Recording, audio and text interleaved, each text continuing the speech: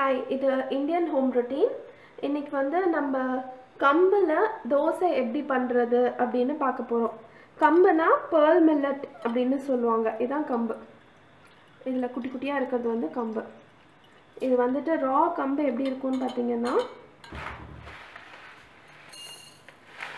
இது வந்து raw கம்பு. இப்போ கம்பு தோசைக்கு தேவையான பொருட்கள் என்னன்னு பார்க்கலாம். ஒரு ஆழாக்குனா 200 கிராம் கம்புக்கு கால் ஆழாக்கு அதாவது 50 கிராம் இட்லி அரிசியும் புழுங்கல் அரிசி, கால் ஆழாக்கு உளுந்து முழு உளுத்தம் பருப்பு எல்லாத்தையும் போட்டு நீங்கள் வந்து இது ஒரு 8 மணி நேரம் ஊற வைக்கணும். கம்பு, இட்லி அரிசி, உளுத்தம் பருப்பு இது எல்லாத்தையும் போட்டு ஒரு 8 மணி நேரம் ஊற வைக்கணும். இப்போ நான் இதை ஊற வச்சது வந்து இப்படி இருக்குது. இது 8 மணி நேரம் ஊறிடுச்சு. இதை வந்து நான் நல்லா களைஞ்சு தண்ணியை வந்து இது பண்ண போகிறேன்.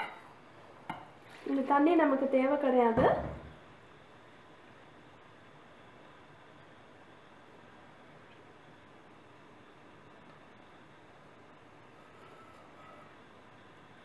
இது பார்த்தீங்கன்னா இந்த மாதிரி இருக்கும். நல்லா ஊறி இருக்குது.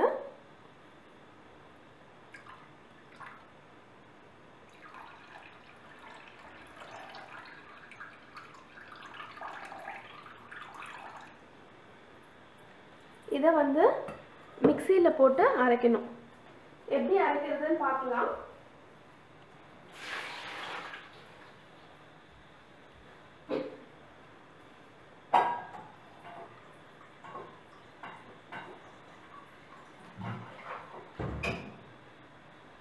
கொஞ்சம் நல்ல தண்ணி எடுத்து வச்சுக்கோங்க.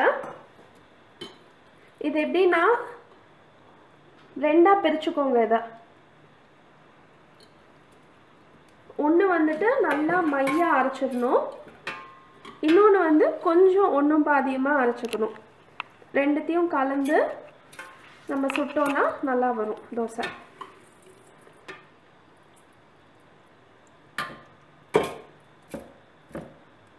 இப்போ நான் இதை வந்து அரைக்க போகிறேன். அதாவது நான் பாதி இதில் வச்சுருக்கேன், பாதி தான் இதில் போட்டிருக்கேன். இப்போ நான் இதில் வந்து அரைக்க போகிறேன். அரைச்சதுக்கப்புறம் எப்படி இருக்குன்னு பார்க்கலாம். இப்போ இதை வந்து நான் நல்லா மையாக அரைச்சிட்டேன். மாவு வந்து இந்த பதத்தில் இருக்கும். இப்போ மிச்சம் எடுக்கிற இந்த இதை வந்துட்டு ஒன்றும் பாதியமாக அரைக்க போகிறேன். அதை அரைச்சிட்டு காட்டுறேன். இப்போ இது வந்து நான் ஒன்றும் பாதியமாக அரைச்சிருக்கேன், அவ்வளோ மையாக அரைக்கலை. இப்போ இந்த மாவு பார்த்தீங்கன்னா உங்களுக்கு டிஃப்ரென்ஸ் தெரியும். இப்போ இதையும் மிக்ஸ் பண்ண போகிறேன்.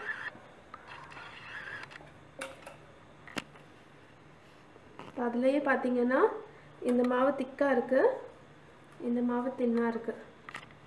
சரிதா?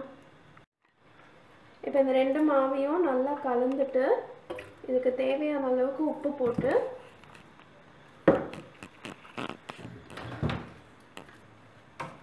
உப்பு வந்து உங்களுக்கு எவ்வளோ தேவையோ அவ்வளோ போட்டுக்கலாம்.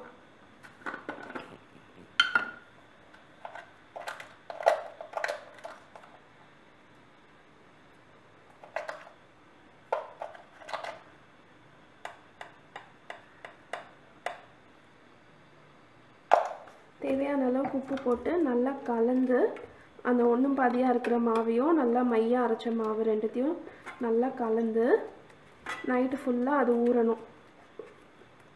கலந்தது இப்படி இருக்குது மாவு. அப்படிதான்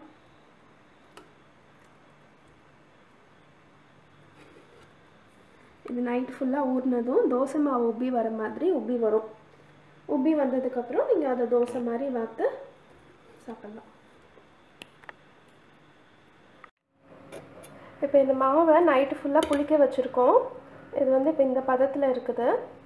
நம்ம வந்து இந்த தோசை நார்மலாக இட்லி தோசை எப்படி ஊற்றுவோமோ அந்த பதத்துக்கு தண்ணி ஊற்றிக்கலாம்.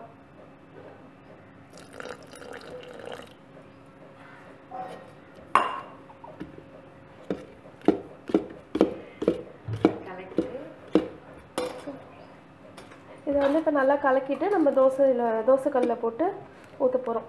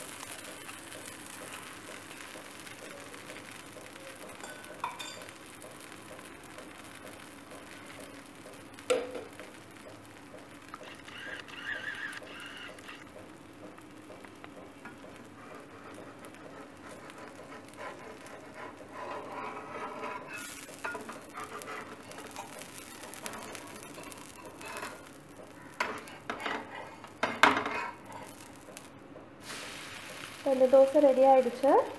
இது கூட நம்ம நார்மலாக சட்னி சாம்பார் என்ன வேணாலும் வச்சு சாப்பிட்லாம்.